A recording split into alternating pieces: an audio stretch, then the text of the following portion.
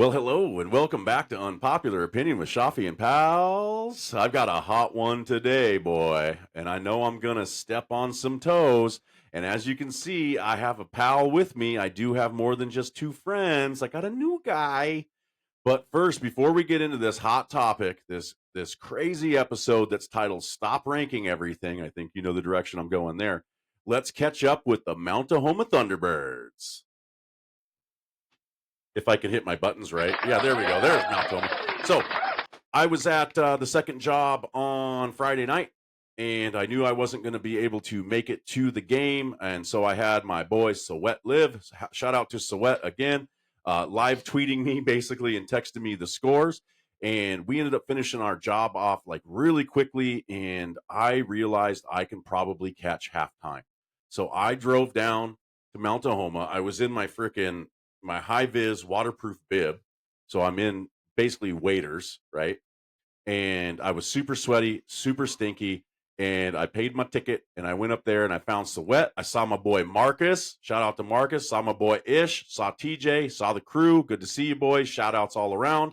And Mount Tahoma was up 21-7 when I got there. And they proceeded to score 21 unanswered points. And we beat them 42-7, Seattle Prep.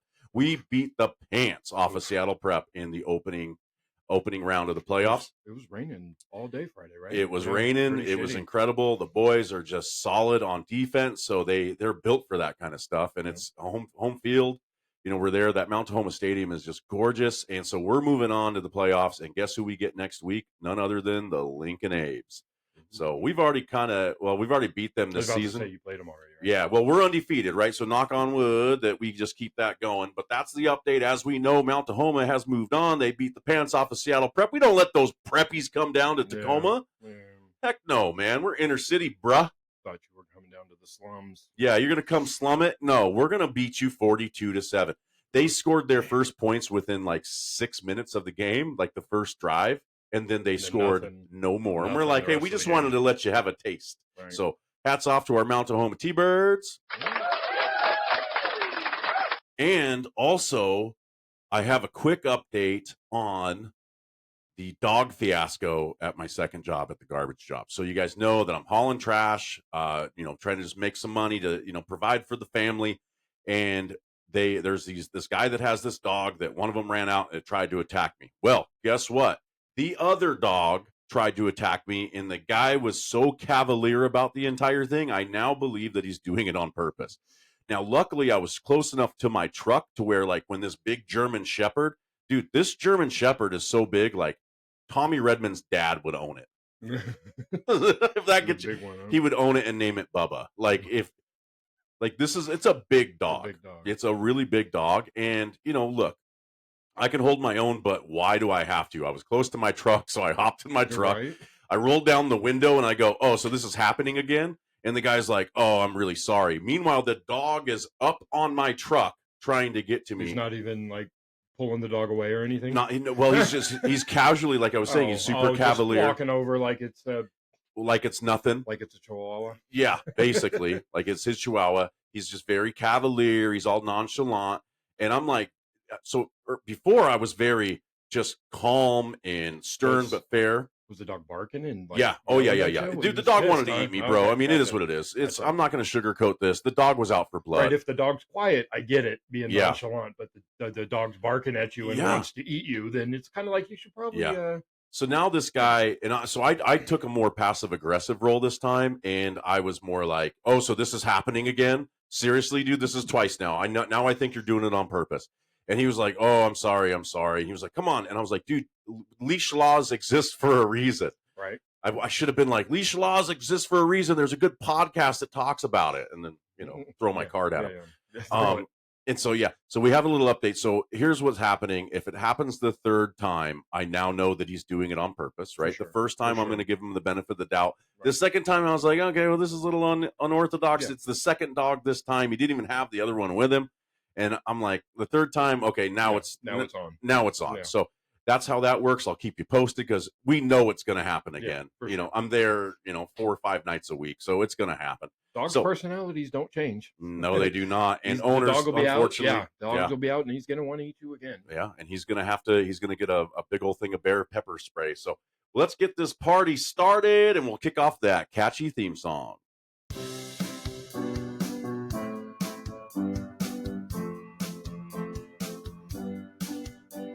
Unpopular Opinion, that's the name of the show. Hosted by Shoppy and some pals that he knows. We'll have a heart-to-heart, so tune in and subscribe. It's Unpopular Opinion and a hell of a vibe. Love it or dislike it, it's all just the same. 'Cause Unpopular Opinion is there in the name. All right. Welcome back to Unpopular Opinion with Shafi and Jeff, my buddy Jeff Lesky. Hey, welcome. It's good to have you. Oh, yeah. Man. Awesome. We got a really hot topic today, and I can tell already that we're gonna have a really good conversation. Yeah. I'm a little worried that my unpopular opinion is going to ruffle some feathers, starting with the man sitting next to me. So, but hey, love it or like it, it's all just the same. Unpopular opinion is there in the name. I'm covered. Opinion. It's an opinion, right? Yeah. And opinions are like buttholes. Yeah. Everybody does have them. Yeah, and most of them stink. Yeah. Yeah. Most. Yeah. You know, here's where I think that education is lacking in the world. The kids nowadays are licking buttholes. That's a different conversation for a different day. Yeah. Anyway, with that being said, I want to talk about how we met 30 years ago. So long ago.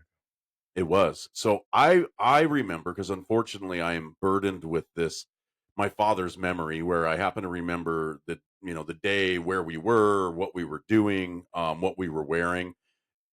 And we were at Meeker Middle School. Yep. And we were playing on the basketball team for the Gagne Boys and Girls Club. It was North End. North End. Gagne. Yep. We played you North guys were End. slumming, dude. That was a step up for us. Yeah. I was about to say, wait a minute. Yeah. We liked going North to Gagne. End. Yeah, because it was just a little cleaner, just a little nicer. Yeah. And so Chris on the and surface. on the surface. Wait, Yeah. sorry. Well, I'm going to get to that. You were cleaning the basketball court, but this is the first time I met you because, it was our first game. I don't even think at that point we had any practices yet. No. We just jumped into the first game, like, hey, we got a team, let's go. Then we started practicing. Didn't we? What position do you play? Go. Yep. How many point guards do I have? It's like 7 people. We didn't get a coach right away, right? Did we? No, we didn't have a coach for a couple games. Yeah. Right. And then a friend of a friend came and coached us. Yeah. And so it was crazy. We'd have my dad just stand there. Hey, Dad, just stand there and act like you're our coach. Don't worry. We're going to run the play. And we would win, which was cool. Did we really? Yeah. Well, we beat everybody except for one team, and they won the championship, but they were just way, way better. They were dunking on us and stuff like that. It was, I was 15 years old. Dunked on you. You were short. That's very true. I was. I got pictures. I'm kidding. I got pictures to prove it. No, you don't have to. That was true. I remember you shaved your head before this game, and you came out, and this was my first impression of you. You came out of the bathroom at the Meeker Middle School, and you said, "Hey guys, I forgot I didn't have any of my hair, and I tried to put a bunch of water in my hair, and it all went down my face and my head, and it just dribbled off." And we looked, and I saw your shirt was covered in water, and you were very wet.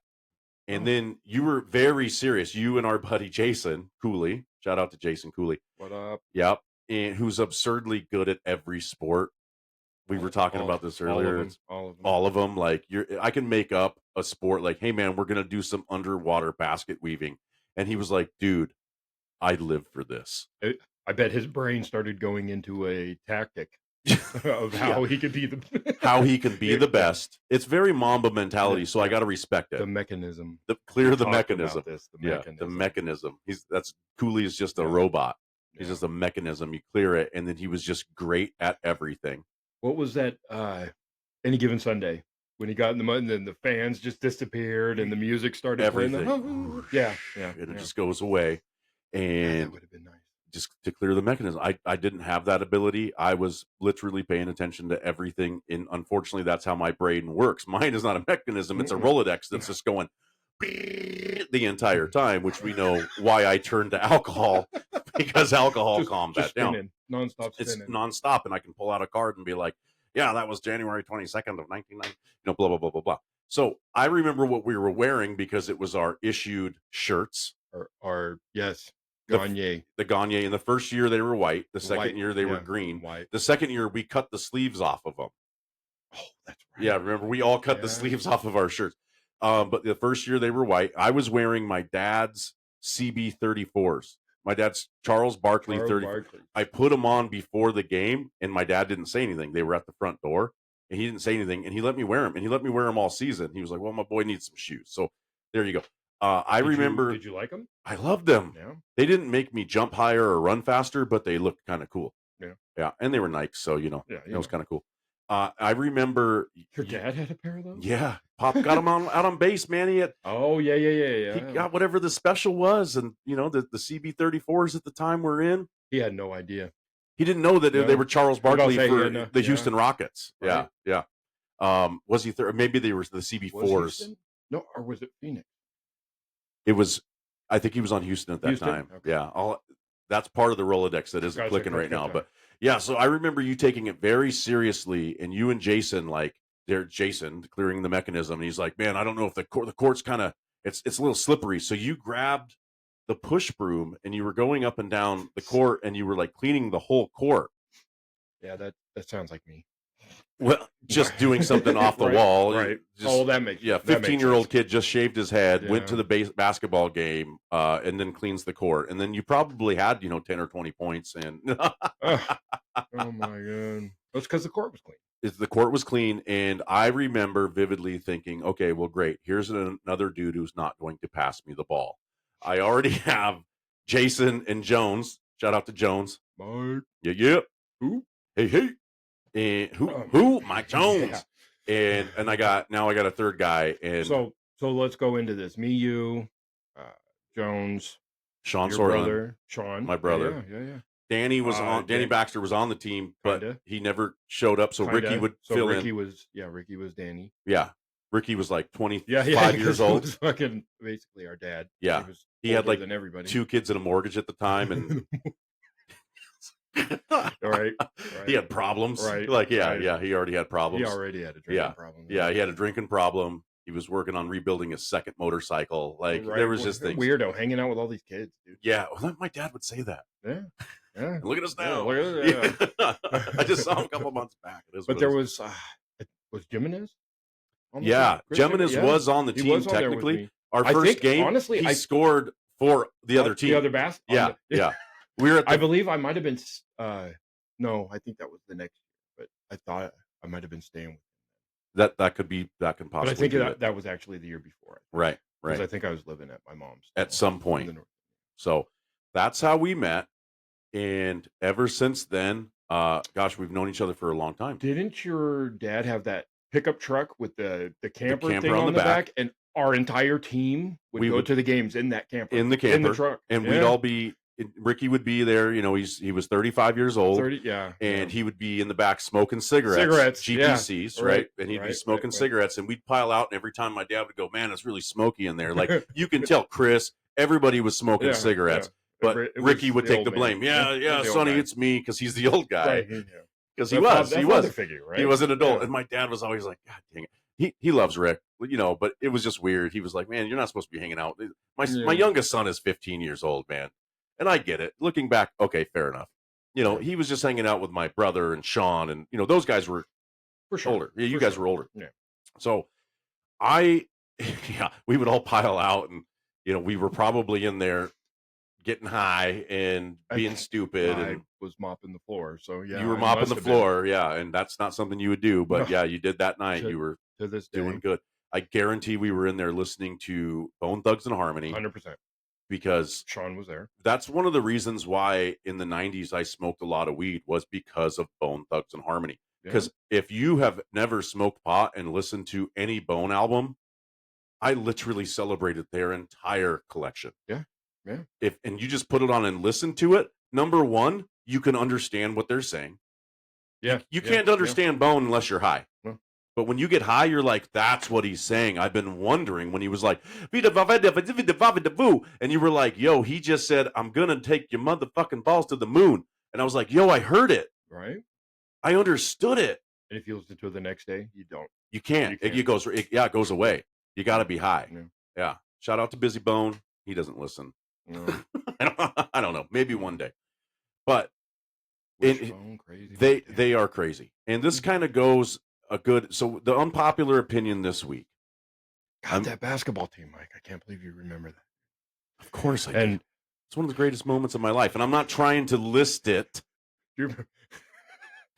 I'm sorry, I'm just thinking about him Jimenez getting that rebound and then shooting it right back up. Let's go back to that. So Chris Jimenez, shout out to you, buddy.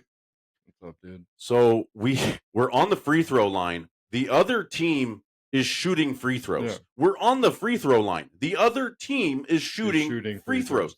The rebound comes off. Bro, he fought for the rebound too. He had to elbow a guy. Yeah. He gets up and in one felt swoop, boom, he nails it. He grabs the rebound, he shoots it back in, and he goes, yeah, and he screams, he flexes, and he goes, yeah, and he goes for the high five, and you can see me. We have this on camera somewhere, a video of it, and you can see me pointing, and I go, we're going that way, bud. And he goes, hold on, and he had to get his wits about him, and he goes, because nobody knows what to do. You can see the light bulb go, ding! Nobody knows what to do. And he goes, you know what? And he looked at me, and he goes, you know what? I fucked up. Let's get back on defense. And I was like, dude, here's the thing. This was like the first 3 minutes of the game. Yeah, right away. We won I'm pretty that sure game. He fouled him too. Oh, 100%. Yeah, he put him on the line. That whole thing. He was pumped. He should have been pushing the broom. He had to save that aggression. All that energy he had. I remember getting there and he was like, yo, Jeff's in the bathroom. He shaved his head. And we were like, what? And I didn't know you yet. That was Jimenez. He was like, yeah, he's in the bathroom. You know he's the one who talked me into that, right? Of course he did. Because he did it. Of course. Of course he did. Wow. I know for a fact he did that. Oh, that was terrible, by the way. Well, just so you know. We never did it again. No. But hey, we live and learn. 1995 was a crazy year, man. Yeah. 96. Yeah. But I want to get into this unpopular opinion because this is something that has been weighing on my mind. I've brought this up for a few different episodes saying that I'm going to do this episode. And I'm going to get into it. Unpopular opinion. People need to stop ranking everything. The constant need for a top 10, a GOAT, or a best of listing is ruining fun, nuanced discussion, and our brains. And I can hear it now. Well, Shafi, how are we supposed to figure out if The Godfather is better than Pulp Fiction? Yeah, I don't care. It needs to stop. How do you feel about that, Jeff? I disagree. Go on. I disagree. I think it's going to be there. It's going to go on forever. There's nothing you can do about it. Right. It's always going to be there. And I'm sorry, but I have to know. You need to know. I need to know why. You need to figure out why The Godfather is better than Pulp Fiction. That exact reference. Yeah. And if I disagree with you, I'm going to hate you. Forever. And you're going to hold a vendetta. Right. And I'll probably never talk to you again. Ever. This is going to create a rift if I think that Pulp Fiction is better than The Godfather. I disagree with the whole they need to stop, but what does need to happen is the way people react to them. Okay, so let's dive into this. Yeah. Why this obsession with comparison, in my opinion, is an unhealthy mental habit. So the argument really is, why rankings suck. And I came up with 3 talking points. Okay. The first talking point, and I kind of mentioned this, it's a loss of nuance. It's a loss of, shades of something or distinction. Rankings in general reduce the complexities of art and sports or even just experiences, and it takes it down to a single arbitrary number. And I'll give you an example of that. I saw this ranking the other day, and I was interested, even though normally I skip through them because I'm done, right? I'm like, I don't want to watch this. This is stupid. It's probably something you reposted. Oh, I'm good. Oh, great. Yeah.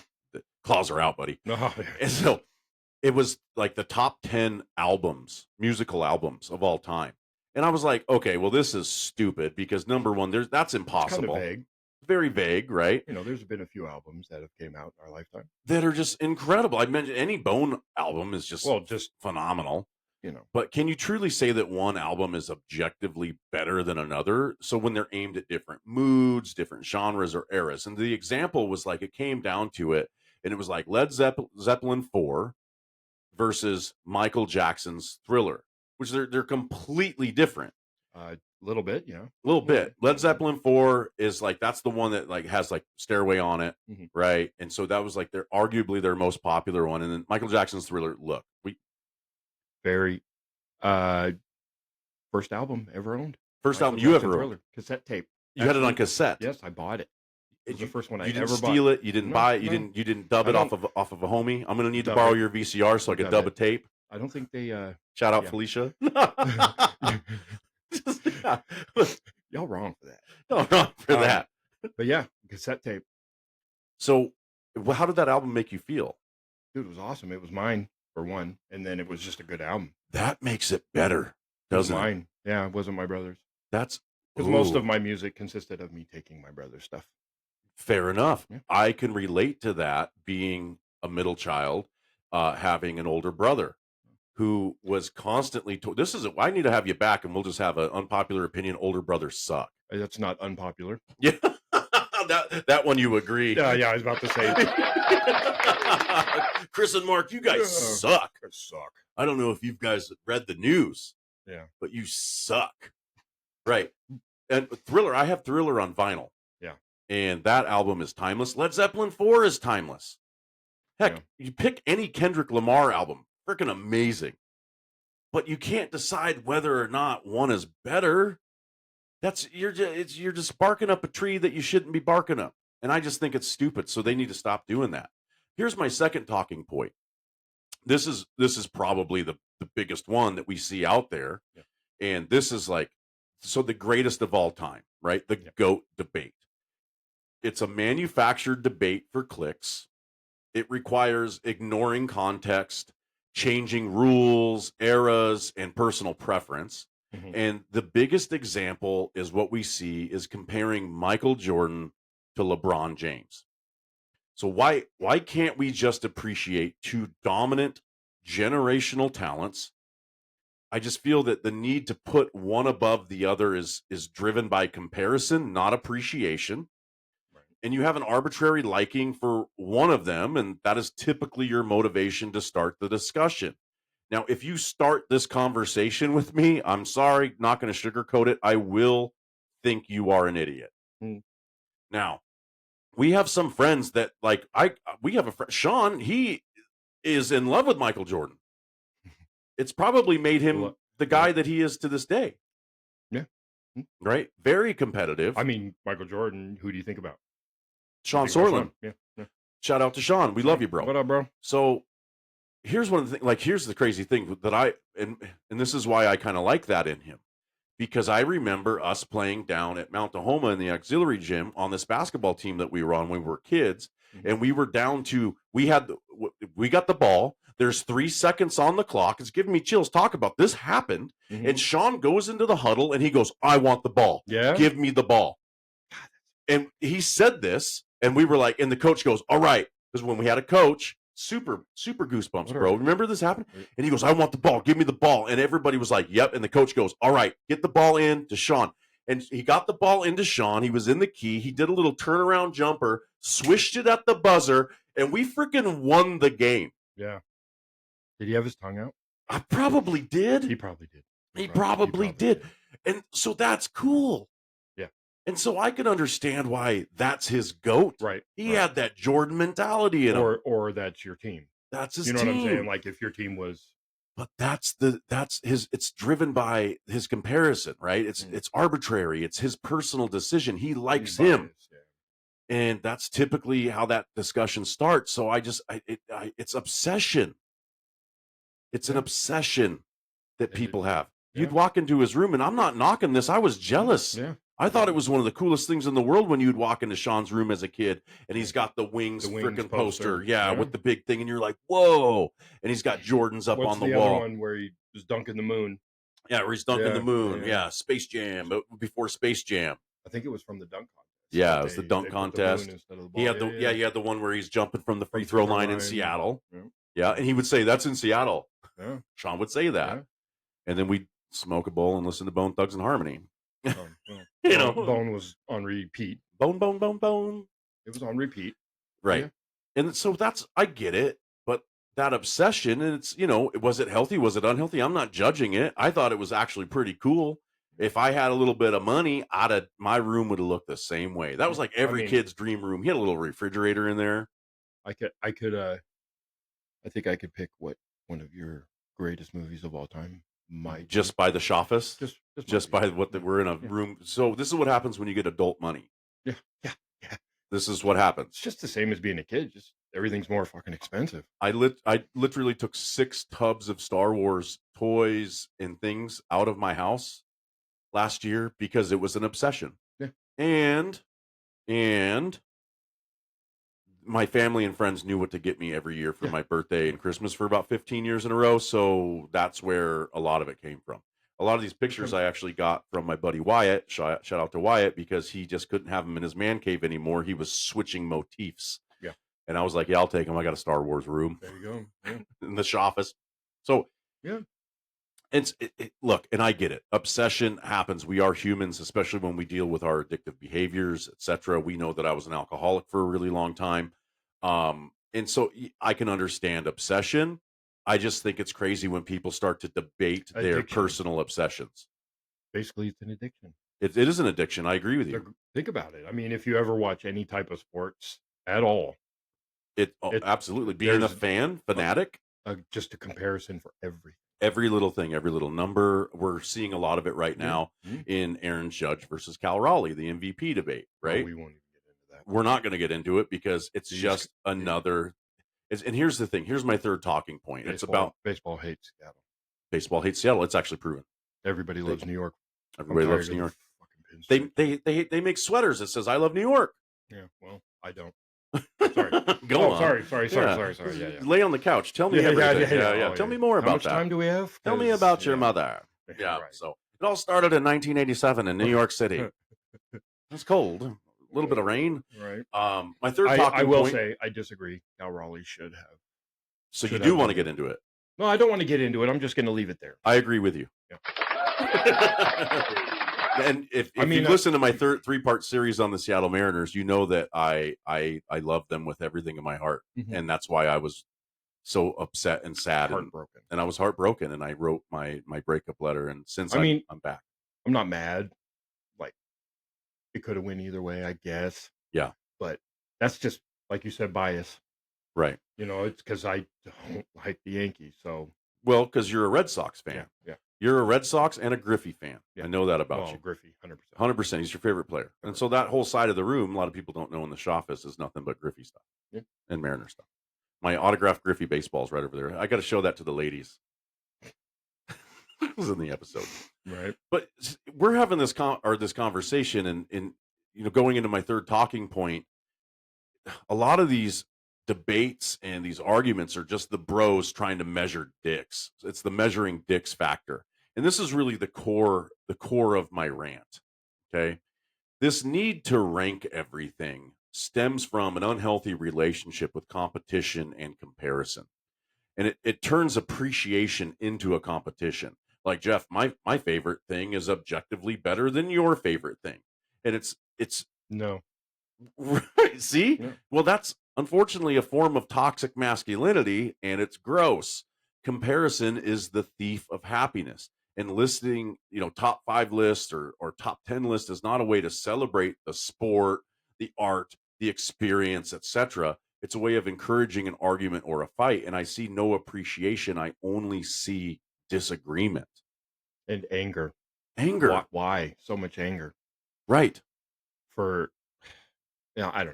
We've seen people come to blows over this stuff. Angry, like pissed off. You know what? I'm never going to talk to you again because you disagree with what I'm saying. Right. I'll never talk to you again. It's insane. Yeah, it's kind of nuts. Well, Kinda it is. nuts. And unfortunately, growing up, we participated in a lot of this Oh, behavior. I did this morning, and we probably will in this video. So, yeah. Growing up, we participated in this. Oh, I did this morning. What are you talking about? Yeah. Yeah, we're doing it right now. Yeah. Well, I think that we're doing it in a better way, not so much of an obsession way. I think that putting it out on the table and having an open discussion and not talking, and we're doing it out of appreciation, not comparison. I think Right. that's Right. what the key is. And so that's really the takeaway, is having that healthier approach. And this is Shafi's suggestion. We should pivot from ranking to recommending. Recommending. Right. So instead of a top 10 sci-fi movies, I saw this one, top 10 sci-fi movies, right? Mhm. How about I tell you, hey, Jeff, here's 10 sci-fi movies that you should watch next, and Suggestions. why? Yeah. Right. I suggest it. And instead of the GOAT debate, how about here's 4 legendary players who defined their era? That's healthy, right? Yeah. So we got to look at it like that. And so the GOAT. Only 4, huh? Well, see, now what you're doing is what you got you got a top five legendary players who There you define go. their era. Shift the conversation from what is best to what do I love and why do I love it. It's going to sound a lot better. And we go back to this Jordan and LeBron James. I'm going to say, you know what? You can compare them all day long. I love LeBron because of X. Yeah. Well, for starters, he's on a Lakers. He's a Lakers fan. You know, he's a Laker. And here, this is funny now because Well, you want to know why that's funny? Because I didn't like him when he was my brother, Cleveland. big LeBron fan. Big LeBron fan, Okay. right? Yeah. Okay. Good. And he always pushed him like, Jeff, come on, LeBron Yeah. did this, did that. I don't care. No. When he was on the Heat, when he was on Cleveland, nope. He was my The enemy. only way I'll ever cheer for this guy is if he comes to LA. And That was 100% what I agree. said. Yeah, I what I said that too. Yes. I love it. And lo and behold, Yeah. I remember that day. Lakers. I was like, oh. And I was like, oh, dude, he's so good. I'm so excited. I couldn't believe that a big name guy came to LA. Finally came, right? Yeah. Other than because we had our guy, right? Yeah. Well, that also saying, hey, here's what I love and why do I love it. Now, this is actually what fosters enthusiasm, right? And appreciation, not arguments. Now, we jumped ship on him because of the fact that he came on jump ship onto our team. He said that I'm going to be a part of you. And so we said, you know what? We accept you because I want to win. Right. Yeah. I want to win. And he brought us a championship. And that's great. Yeah. Arguably. In the bubble, which they have said was the toughest championship ever. The players said. They were like, you don't understand. You remember how good LA was playing before, Lights out. Right when they stopped basketball that year? Yeah. Rudy Gobert. Yeah. It was Utah, right? That was the first game they canceled, right? Right. Because of COVID? Yeah. Yeah. And then I remember LA was, God, they were playing lights out. And we were all really upset because we were killing it. We were on like a streak and so 10 or 11 win. It was it was crazy. It was incredible. So yeah, was that the first year they got Anthony Davis? Yes. Yeah. Yeah, that was first year. Yeah. So my final challenge to the audience. Okay. So the next time you see a top 5 list, close the tab, close the laptop, put your phone in your pocket and go enjoy something great without feeling the need to measure it. Can you try that for me, Jeff? I can try. Please. I'm probably lying, but I'm like, please. I will close the tab after at least you're honest about lying. Yeah. Just you hear to hear first. And I can understand that. Also curiosity. You know what I mean? I kind of right. You want to see I get what you're asking, but right. Is it too much? Sports, probably. Right. Because it's some other things. Yeah. Well, I did hear that you're working on a top 5 list for the best types of mustard. Oh shit. It's in production. It's in production. Yeah. He's like Dijon. Right. Yeah. French is yellow. Right. Yeah. Right. The little Heinz packets. The little Heinz packets. Oh. Solid number 3. Those are pretty fresh. And then the all-time greatest mustard is DJ Mustard. I love it. Shout out Kendrick. Thanks. Shout out to Kendrick. He's not a listener. Shout out to our Australian listener. It could be Kendrick Lamar when he's in Australia. I don't know who our Australian listener is. You have one? I have a listener in Australia. Spotify told me. He's in the future. You know that, right? Is it? Yes, that would be incredible. No, they are. I used to play a video game with a guy in Australia. Yeah, And because he'd be they're like, ahead. yeah, it's Saturday, and it was Friday here. It was weird. And the toilets. Yeah. Water goes the other. It doesn't opposite work direction. that way, but I was like, hey, give me some info. Yeah, let me It know. didn't work that way. It doesn't work that way. Movies What do you lie. thought that The he had? movies He had lie. the almanac. Yeah. Right. Yeah. Right. You got the almanac. Who wins the game tonight? Hey, did Who wins the game Hey, tonight? did the Lakers win? Right. I don't know. I'm watching it just like you are, Right. dumbass. Dumb That's not how that shit. works. Yeah. Just because it's Saturday, it's Yeah. still the same time. Great Scott. Idiot. Yeah. Oh, God, I got to put the pipe down. You got to put it down. Well, I urge you to put the clipboard down, throw away the scorecard, and just enjoy the things you enjoy, which is a great segue for our Heart to Heart segment. As you know, I love movies. Yeah, we all do. I love movies. I have my favorites, right? There's no particular order, but Forrest Gump, Step Brothers, anything by Wes Anderson. Wes Anderson does like Rushmore, The Royal Tenenbaums, Life Aquatic with Steve Zissou, Asteroid City, etc. He films a lot of symmetry. So for those who are like OCD like I am, it's satisfying to watch his movies. Everything's very symmetrical. And I want to tell our audience a little story about 2017. And this is for our Heart to Heart segment, and I want to involve you in it because I want to thank you. And you probably don't know what I'm going to tell you, but in 2017 I was in a really bad way. And I had recently left a position with a company. I was working in Bellevue, and it was this marketing company that we were selling search engine optimization and selling them ad space on the clicks, where places where you click for ads and stuff like that. And I left there because I was going to go to this IT company in Tacoma. I was referred by their HR guy, and I had gone through the interview. I passed this crazy test that they have you take to get on board. And then I was in the interview, and the interviewer was like high or something. It was crazy. They ended up firing this guy. But I put all my eggs in the basket, and unfortunately it didn't pan out. And so I was supposed to, switch over, but I quit the other job before you got the... which was a mistake on my behalf. Yeah. And then so I was jobless. Luckily I was living with my dad, but I couldn't give him any money for rent. I was extremely poor. Like bills were piling up. My phone had got shut off. I had to buy a little flip phone, one of those little prepaid Verizons, and I was going hungry. Other than the fact that I can still find a way to drink every day, right? Scrounging money here and there. Crazy how that works. It's crazy that alcoholics will find a way. And I was too embarrassed to ask for help because I was in this bad way, and I was, an alcoholic, and I was the big contributor that really sucked about it is that, and we don't have to really get into a whole lot of it, but my daughter's mother was not allowing me to see my daughter, and there was a lot of things that were going on, and I was just really sad. I was like really depressed. I was on the brink of total rock bottom meltdown, not to the extreme where, something bad, scary was going to happen, but I was in a really bad way. And I called you. And speaking of movies, I had 100 Blu-ray DVDs. I had 100 Blu-rays. And every week you would call me up and you were like, hey, can I come over? And you would come over and you would look at my shelves of all these Blu-rays. And so many. I was like a Blockbuster Video, and you would come over, and I remember I wrote my name Schaff on them, on every single one of them in Sharpie marker, right on the plastic. So on the plastics, yep, and on the disc. Yeah, on the yeah, I know how that works. And I would let you borrow one or two. I think there was a limit two. Really? Yeah, it was like two. I probably wanted. And in order for you to rent the next two, you'd have to bring back the other ones, right? And I wouldn't let you borrow, but you would do this. This was like a year went on. And so when I was in a really bad way, I called you and I asked you if you wanted to buy my Blu-rays from me. And you said, well, which ones? And I said, all of them.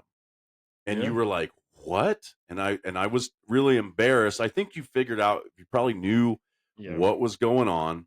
I was in a really bad way. I was going hungry. I was extremely sad, and I gave you a deal. I was like, it was a ridiculous deal. Like a ridiculous deal, because that's how bad I needed something. And it was like $1 a Blu-ray. Yeah. Because I knew that the pawn shop would give me 50 cents a Blu-ray. Yeah. And so I said, what about $1? And I went there and I brought the entire box, and I pulled out like my Lady Gaga, my Metallica, my Phil Collins, the music ones. Yeah. and all of them. And I was like, but let me keep my Beavis and Butthead. You're like, deal's off unless I get the Beavis and Butthead. And I was like, remember we argued about that's that? a no-go. Yeah. And I was like, you were like, no, that's why I want them all. And you gave me $100 and I gave you all of my Blu-rays. And like so that was a ridiculous amount of Blu-ray. That was a lot. I saw a picture in my photo album of them, and I was like, dude, I had a whole bunch of Blu-rays. But you don't know, like that fed me for a week.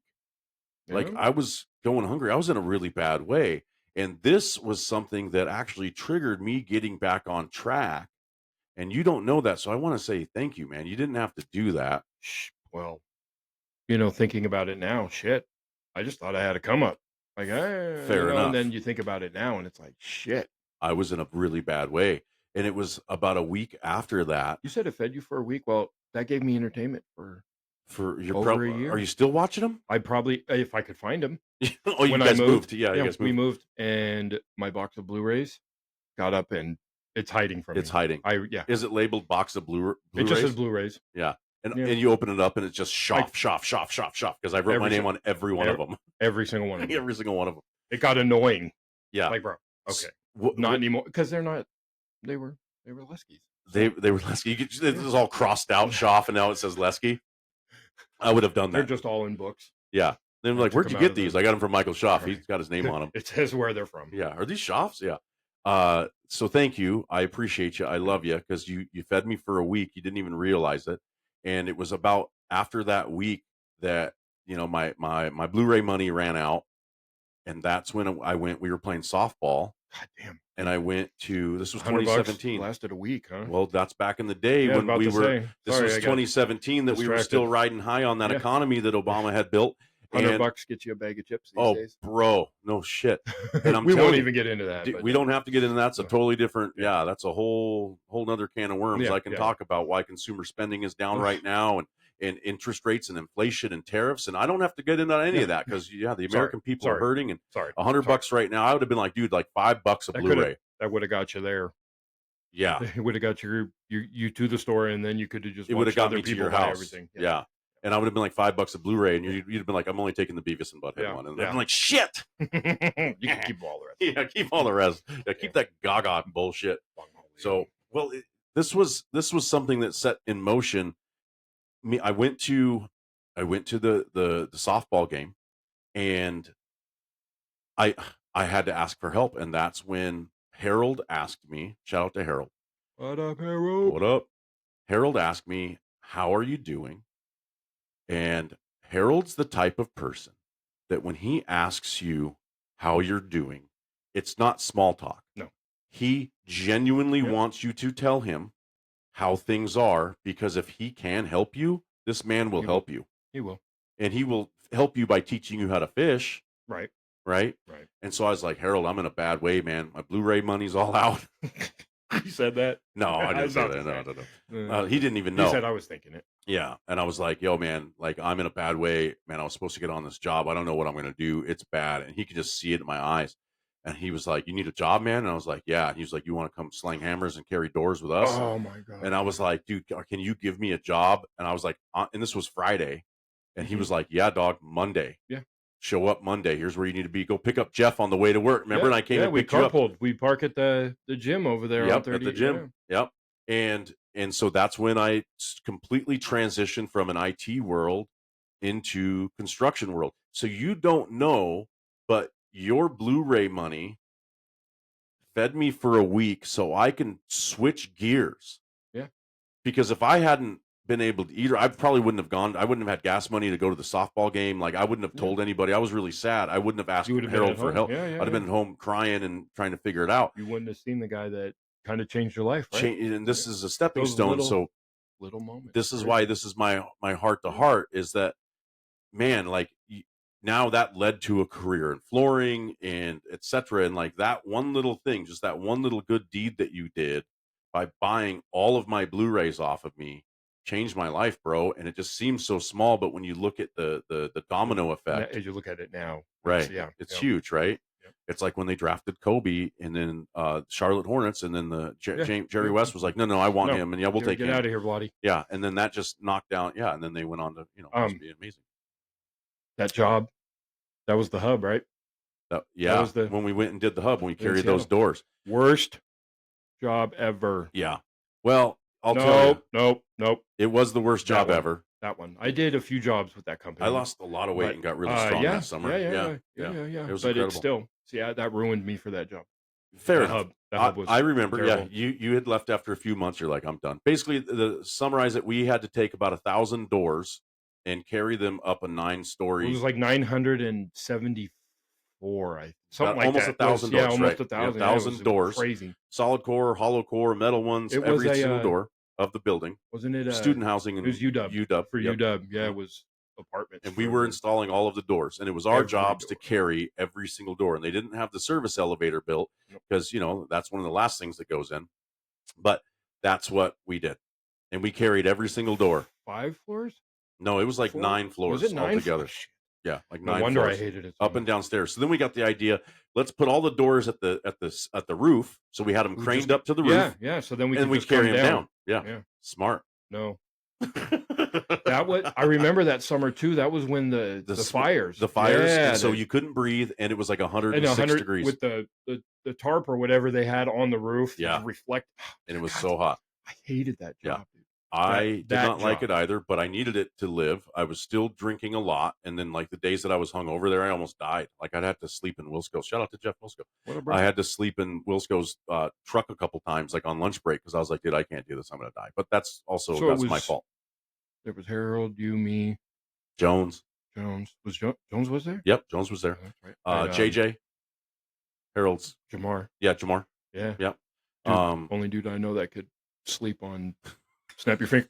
Shout out JJ. Yeah. And Wilsco. I saw him a little bit ago. I had to give him shit about that. Yeah. He's funny. He's a funny guy. Dude, that's a talent, bro. But I'll tell you what. If I had to do it again, I would chicken out. Oh, with what you know now? Yeah. I would chicken out. I'd been like, yeah, I'm gonna pass. Yeah. It'd be like, I'm a chicken. I mean, but you got to have the shitty jobs before you find the one that you're happy with. I Right. guess. Right. Cliche, Yeah, fair enough.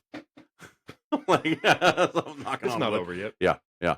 They'd be like, hey, I think he's a chicken. Chicken. Ooh, bro. Yeah. They have this. Have you seen this little thing? It like shreds it. Oh, the chicken shredder? Chicken shredder. Are you talking about one of these, Jeff? What the? Really? Wow. What a segue into the product of the week, which I got on TikTok for about $10 free shipping. If you know Shafi's products of the week, this is one of those chicken shredders. So what you do is you go down to the grocery outlet bargain market and you buy the $4 pack of chicken tenders. Okay. What you do is you spray them with a little oil, and then you put a little of the seasoning on them. I put a lot of seasoning. I typically get like one of the garlic chipotle seasonings, right? And then what you do is you throw them in the air fryer for like 15 minutes on like 375. They're incredible. Make sure you flip them halfway through with some tongs. And then what you do is you take them out of the air fryer, you put the bad boys into the chicken shredder, and you just spin it around back and forth, and it shreds all of the chicken perfectly. Every time. And then what you do, never fails. You chop up some olives, you chop up some pickles, you throw some mayonnaise in a patty mayonnaise into a bowl, and then you take that shredded chicken and you put it in there, and now you got a chicken salad sandwich. There you go. All you need is a little bit of bread. I like to get one of those big rolls. And it wouldn't have been that good if you didn't shred it first. You got to shred the chicken. I mean, let's be honest. Is there ever bad chicken? No. God, chicken can go bad, but there's not bad chicken. Not at my house. It doesn't last that long. Yeah, fair enough. Here we go. So I highly recommend, if you want not be called a chicken, freaking then get the chicken shredder TikTok shop. There you go. So that was a good little segue. Yeah. Hey, that was nice. You heard about that? You mean this? Wait. Yeah. Well, I mean, gosh. Funny how that works. It's so funny. We're getting good at this, is what it is. Yeah, Right. people are like, oh my God, they're so dumb. Yeah. We love it. Top 5 reasons why you need a chicken shredder. Right. And go. Mustard. I was about to say, no mustard on that It's bit. incredible how quickly the time goes. So fast. Yeah. I mean, we're at 50 minutes in. Yeah. And we could go for the rest of the day. I got to go to the second job and hopefully not get attacked by Yeah, another dog. Yeah, good luck. But I do want to thank my pal. Hey. I want to thank you so much. As you're a listener of the podcast.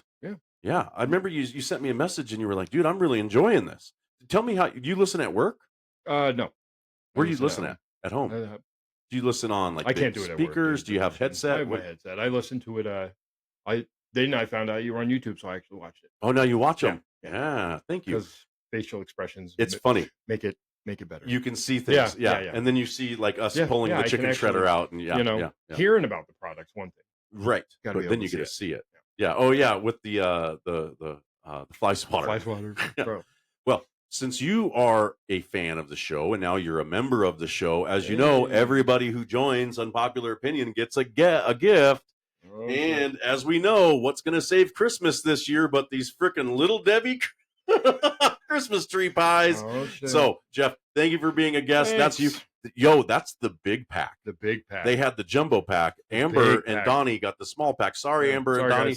Sorry. They didn't have the big pack. It says big pack. I'm a big guy. You're a big guy. There you go. And this will help with my diabetes. Yeah, the sugars. I'm so sorry. Cynthia says thank you. Because you're supposed to have a little bit of sugar. I can have. You can have some. Mm-hmm. Right. Now, here's my question. Are you going to share those? I probably should. Fair enough. Well, I hope that if you're having one of those moments where you need sugar, you eat one of those and you think of the good times you had on Shafi and Pals. Oh, dude, it's amazing. It's fun. I'm glad. I'm so glad. Thank you. Seriously, thank you. Go on. Tell me more about me. You're all right. For our next segment, we're going to be Tell Us About Shafi. Tell us about Shafi. Indeed. He's all right. Yeah, I'm okay. I appreciate you. I love you, brother. He's pretty good at talking. Dude, this is super cool. I don't know what to do with my hands. Yeah, what do I do? Yeah, what do I do? Just keep them down at your side. Well, I wake up in the morning. I piss excellence. I piss excellence. I'm the best there ever is. That's a registered trademark at www.brickybobby.com. That's great. Well, thank you so much. We can't wait until we see you guys on the next episode and listen. So thank you, Kyle, Kenny, and Australian friend. And we will hit that theme song and stick around after the theme song because people are talking.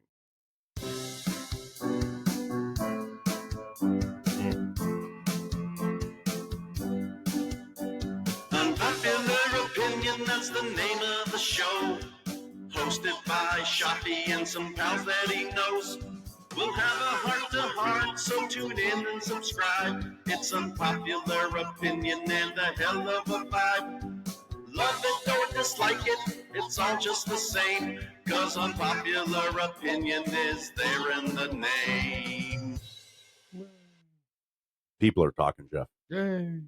And they're saying that Jordan is better than LeBron and vice versa. And I just don't get it. Yeah. I think that they're having the wrong conversation.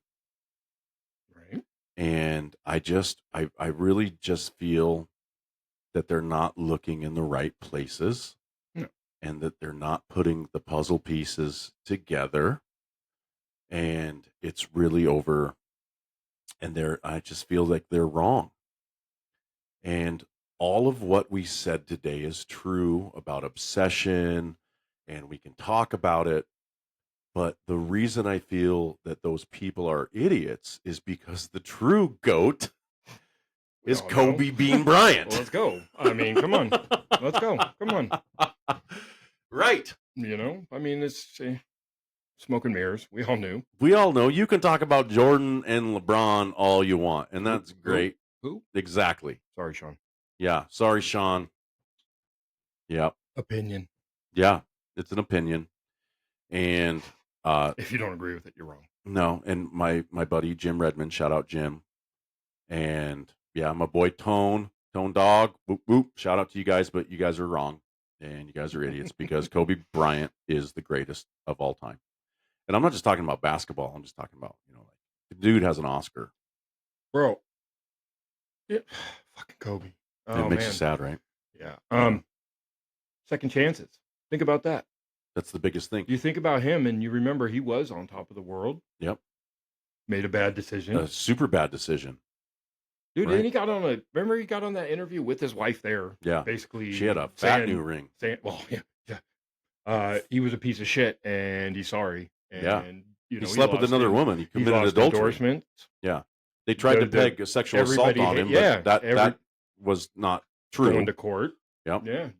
During the season. Right. Going from court to go play and still put up 40. He showed up at halftime and freaking won the game for him. Yeah. Denver, right? Yeah. They were like, whoa. But just second chances, right? You can't. And then what to do with it, right? And then you gotta go to the top, and you did. I put together. Wait. Yeah, I have a top 10 list of greatest Kobe moments. Great.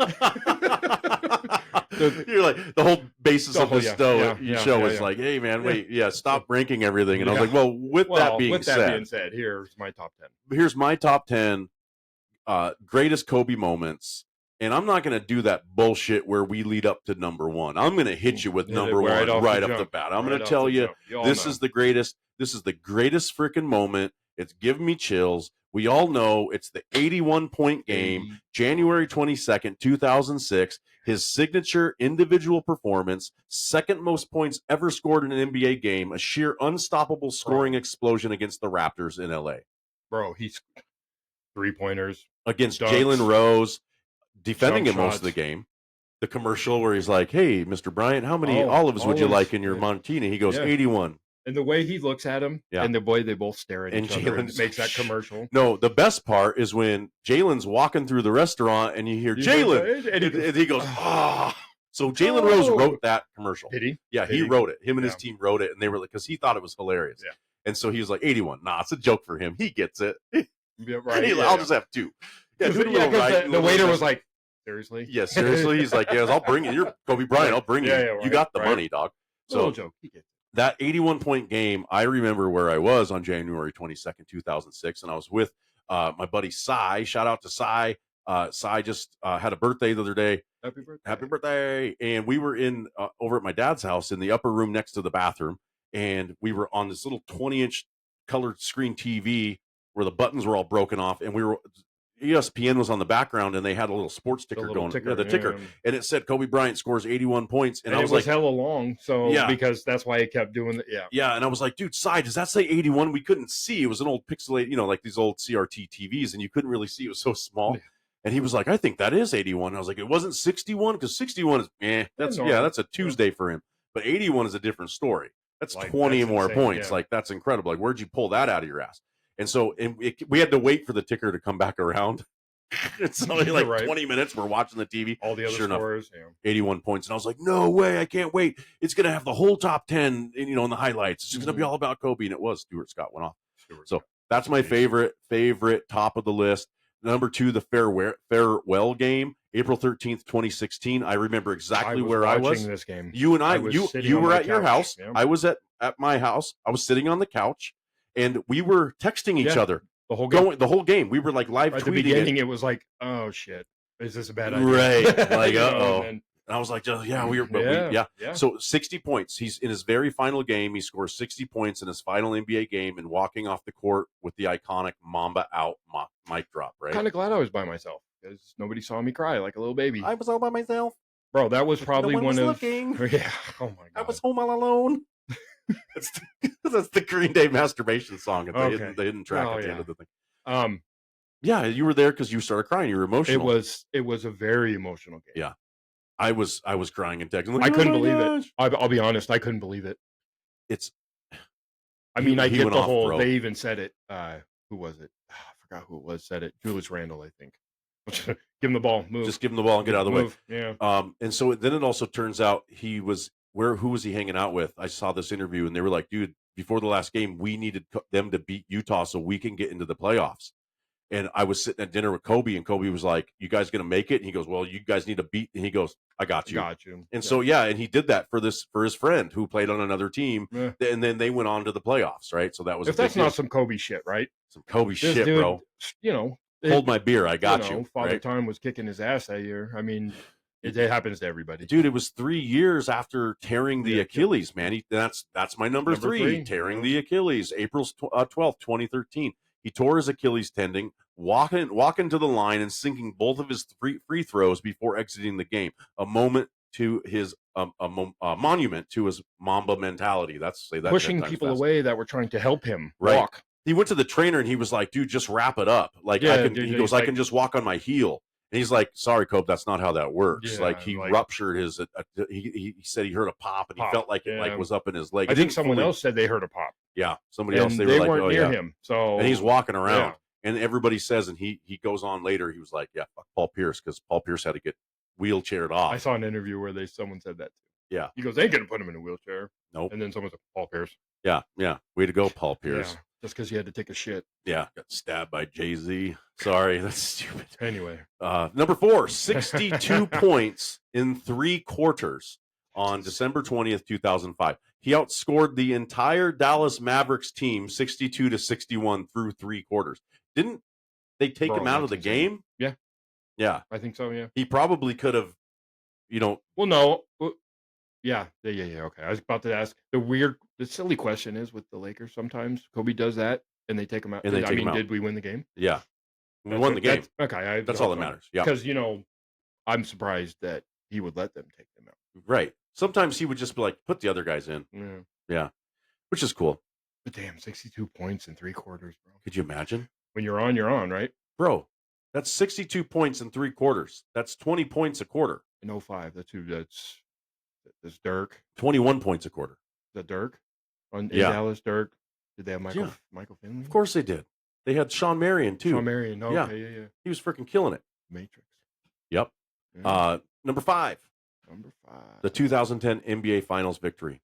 Clinching his 5th and final championship over the rival Boston Celtics, finally getting revenge and passing the one more than Shaq goal that he had set. He just wanted, I got one more than Shaq. Yeah.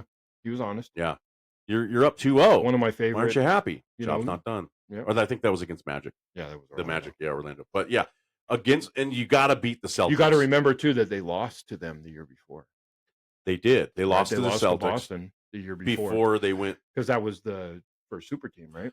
Yeah, the Celtics, weren't they? Right. That was the first created year that when they had that crazy team, and that was so Kobe loses in the finals to the Celtics. They win their championship in Boston, and then the next day Kobe goes and is playing for the Redeem team.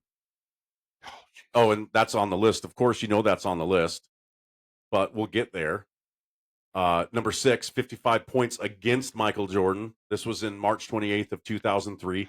A symbolic passing of the torch where Kobe dropped 55 points on his idol in Jordan's farewell tour. I have a big picture framed and everything of him backing down Jordan in that game. Yeah. That's when Jordan took the charge, and Kobe and he goes. Kobe picked it up. Yeah. Well, Kobe picks him up. Tyronn Lue tries get off him, and Kobe's like, get out of here. When he was in Washington. Yeah, and Jordan goes, everybody knew you weren't going to pass the damn ball. Right. Who was it?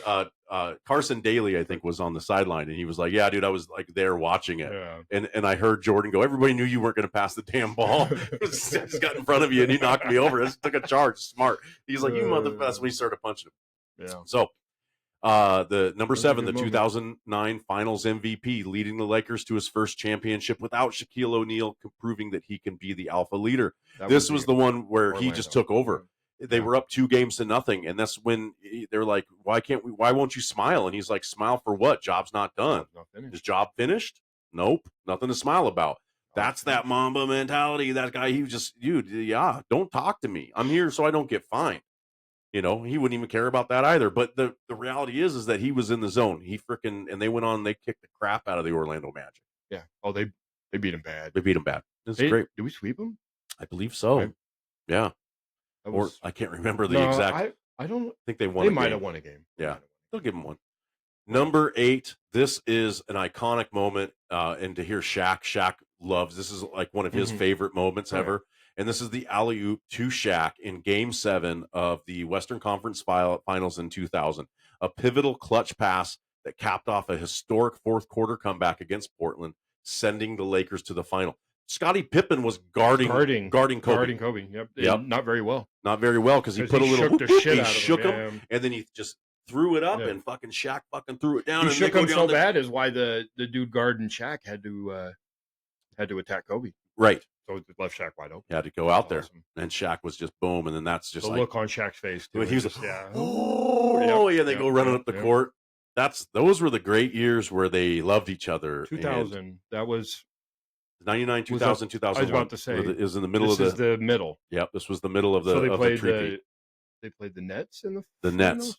Yeah. Jason Kidd. And, okay. And Kerry Kittles and Yeah, Kerry Kittles. The white Van dude. Horn. Keith Van Horn. Yeah, there you go. So I good. said he was the white dude. The white guy. Jason Yeah. Cooley. No. I'm sure Cooley played on that game So it was or that team. who was the first of that three-peat? Who they beat in the finals the first year? The Philadelphia 76ers. Was it Philly then? Yeah, that's when Okay, the Nets and the who was the third one then? I thought Indiana. No, Indiana. Yeah, That's right, Indiana. the third one, okay. Yep. And then they lost that not that next year, but the year after that. with Karl Malone and Yeah. Gary Payton. They lost to Detroit. Yep, Yeah. and they lost to God, Detroit. Rip Hamilton was good. Yeah, he was good. And Ben God, Wallace. that dunk though, yeah. Yeah. That was dope. Well, number 9, winning gold in the 2008 Olympics, leading Team USA's redeemed team to Olympic gold in Beijing. You've seen the documentary on Netflix. I was about to say, if you haven't, check it out. So It's it is amazing. incredible. And look, they were probably going to lose again. Their mentality wasn't there. Kobe, and so Coach K goes, I had to get Kobe Bryant. He's arguably the best player in the, I know I'm ranking things again, but he's, the best player in the league. He just came off of losing a championship. He's got full of thunder. And he's like, dude, I'm going to go in there and play defense. Because they were like, dude, we weren't there to play defense. We were there to frickin' score. And Kobe was like, you got to shut them down. These guys play frickin' good ball. And the rules are a little bit different. Bro, they weren't, nobody was really fans of Kobe at that time. The NBA hated him. Yeah. He was like the Like, pariah. Just all that bullshit. He had right? nobody. He was taking these teams to the He playoffs. wanted, I think he was, wanting, wasn't he wanting out of LA so- at that time? It's kind of symbolic, right? The redeemed team. I mean, it's perfect. It's It's the perfect name. It also redeemed him, Yeah. right? Because he was absolutely the defensive leader. Man, he goes to Beijing and he's the biggest star in the world. And they said they were like, right? dude, Yeah, it was yeah. like when Jordan I was in will- Barcelona, and they said, but they were If like, you- dude, Kobe, there's a billion people. If you screaming are his a name. basketball fan and you haven't watched this documentary, Watch it. Yeah. When they talk about the championship game and the gold medal game, and Kobe was like, look, when they start running their plays, I know what the first I play know is what gonna the be. first play is going to be. Yeah. I'm going to run through Paul Gasol's chest. That's his buddy, his best friend, his teammate, his Yeah. brother. Yeah. And he's like, I don't give a shit. I'm going to set the tone. I'm going to run right through his chest. Paul Gasol recounts this like he was he was telling us. He was putting out a message. Yeah, I'm your friend. I'm your brother. We should go Christmas Yeah, together, yeah. but that means nothing. Nothing. We're You're enemies supposed to today. win. And he did. And so they run this play. It was about a minute into the game. They actually started running a play, where you call a Where- play. Because and off the he tip, said, like you said, Powell And he was going to did. be the final screen. And LeBron goes right then and there. I was like, Yes. we're about to beat the shit out of Spain. Yeah. Yeah. Chris Bosh was like, Chris, oh, yeah. To watch that recap, watch that documentary. It's incredible. I will say though, it's kind of sad. Yeah. I love it, but It God, is sad. everything I see, About whenever it. I see anything, It makes me very sad. there's actually a scene in there when it's his birthday. Right. Yeah. And they're so- singing happy birthday to him. yeah, and Yeah. he's got somebody on his lap. Yeah. Yeah. GG. GG. Shout out. We Um, love you. Rest okay. in peace. Love Number 10, the 12 3-pointers, setting an NBA record at the time by hitting 12 3-pointers against the Supersonics Yes. in 2003. This made the front page of the sports section of the News Tribune, and I had this up on my wall. Was this here? It was Or in was it- Seattle. okay, it was in Yeah. Seattle. I want to say it was in Seattle. And he shot the 12 3-pointers. They beat the pants off of the Sonics. And I like the Usually. Sonics. I was just always a bigger Laker. I got Sonic stuff in here because my buddy Randy, shout out to Randy. Randy gave me that 92-93 team picture over there. Did you rest in peace to Lenny Wilkins? Yeah, Lenny Wilkins passed away. Did you and hear? Kenny I was Easley. about to say, did you hear Kenny Yeah, Easley? yeah. Rest in Sorry, peace. transition. No worries. That's Rest okay. in peace. But yeah, But that was such an iconic moment. Kobe had the record for most 3-pointers. I had the newspaper met him. clippings out on my wall. You met Kobe? no. Oh. Oh God, I wish. George Carl. Oh, George Carl. George Carl, Gary Payton, and Nate McMillan Randy at Lincoln High School. They had a jam. basketball camp, When- like a little camp. They did the camp and when I went, and it was Steve Scheffler and Irvin Johnson. Not Irving Yeah. Johnson, not Irving Magic Johnson, Irvin Johnson. They had the line where you could go and shake everybody and shakes their hands. Yeah. Jordan. That's awesome. Give me a little punch in the tummy. Randy Hecker, shout out to Randy. He's a listener. We love you, brother. He gave me that picture, and he met Gary Payton. He won a competition where you got to sit courtside. He's got a Polaroid of him and Gary that Gary autographed. So, that's dope. Yeah, pretty cool. So that's my top 10 list. That's Kobe's the GOAT of all time. And the crazy thing is, there's probably another 30 more. Easy. Just so many. That was just that was just the 10 that I came up with. So, hey, and guess what? I agree. Yeah, we'll bring you back, and we'll have a top 30 list of greatest Kobe moments. And we'll call it the longest podcast ever. Yeah, we'll call it watch me stick my foot in my mouth and contradict everything I said about the unpopular opinion. Yes. And that's how we do. Like I said, I disagree. And that's all we got. We want to thank you for joining us. We appreciate it. Jeff's got his sugar cakes here, and we're going to sign out. Thanks for listening. Shafi and Jeff out. Thanks, Mike. You're welcome, sir.